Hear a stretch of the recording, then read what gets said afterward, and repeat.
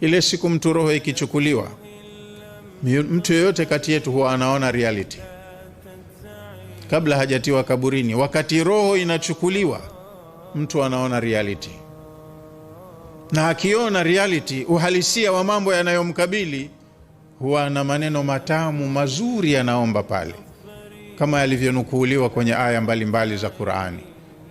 Wengine husema rabbi rji'uni hata idha jaa ahadahumul mautu, anafanya uzembe, anaishi vibaya, anaishi kwa makosa, mpaka mmoja wao yakimfika mauti, pale mauti yamemfika, qala rabbi rji'uni, huwa anasema maneno mazuri, anamjua Mola wake wakati ule, usema Mola wangu nirejeshe, niongezee dakika kidogo, la'alli a'malu salihan fima taraktu, muda huu utakaoniongeza baada ya kunirejesha niachie kidogo, ili nikafanye mema yale ambayo niliyaacha.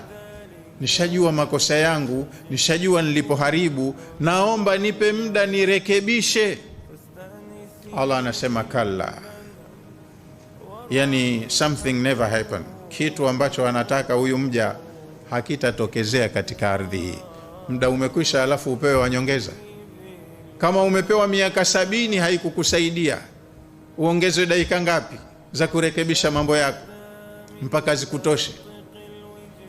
Innaha kalimatun huwa qailuha, yale yanakuwa ni maneno tu mtu hujisemea wakati ule, keshaona ukweli. Wa min waraihim barzakhun ila yaumi yub'athun, maneno anasema mazuri, lakini hayazingatiwi, hasikilizwi. Kitakachokabili mbele yao ni maisha ya barzakhi, anakwenda kukaa kiziwizini kaburini, anasubiri siku ya kufufuliwa.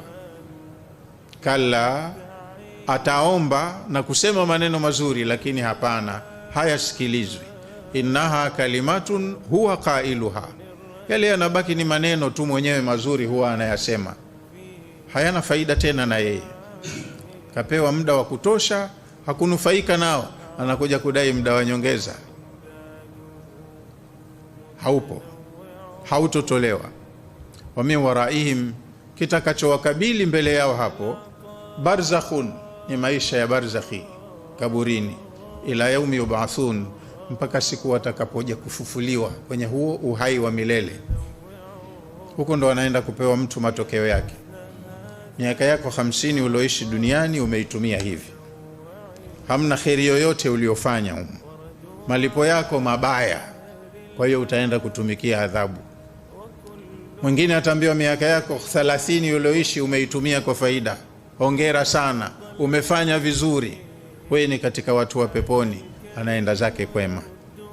Kwa sasa tumo mahali pabaya sana, panahitaji umakini sana, lakini vyote hivi tunakumbushana, lakini wachache wanaokuwa wakazingatia. Allah atujalie na sisi tuwe ni miongoni mwa hao wachache, maana watu wa kheri wanaopatia mara nyingi wanakuwa wachache, kama Allah anavyosema, wa qalilu min ibadi ya shakur, qalilan ma tadhakkarun, qalilan ma tu'minun. Mara nyingi hutumia lugha walionyooka huwa ni wachache. Kwa hiyo Allah atujalie na sisi na vizazi vyetu tuwe ni miongoni mwa hao wachache. Ukilinganisha na world population, tuko mamilioni ya watu, lakini wengi hawana faida. Allah atujalie sisi tuwe ni katika hao wachache ambao wanajitambua. Tutumie dakika zetu za maisha haya mafupi ya dunia kwa ajili ya manufaa ya maisha yetu ya uhakika ya milele baada ya kufufuliwa. Wa ala hadha alqadri yaqifu. Wassalamu alaikum wa rahmatullahi